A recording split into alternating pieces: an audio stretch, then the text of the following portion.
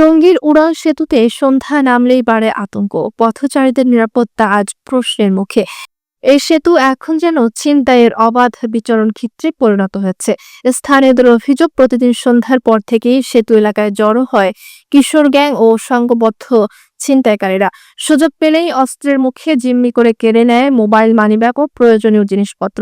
সম্প্রতি ছিনতাইয়ের শিকার হওয়া এক ব্যক্তি জানান, অফিস শেষে বাসায় ফিরছিলাম, হঠাৎ তিনজন আমাকে ঘিরে ফেলে। একজন কোমরে ছুরি ঠেকিয়ে সবকিছু নিয়ে যায়, কিছু বলার সুযোগও পায়নি।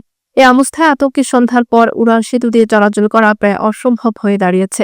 পথচারীরা বলছেন, অবিলম্বে উড়াল সেতু এলাকায় স্থায়ী পুলিশ বুথ, সিসিটিভি ক্যামেরা ও নিয়মিত টহল না বাড়ালে পরিস্থিতি আরো ভয়াবহ হয়ে উঠবে। জননিরাপত্তা নিশ্চিত করতে দ্রুত ও কার্যকর ব্যবস্থা নেওয়ার দাবি জানিয়েছেন টঙ্গীবাসী।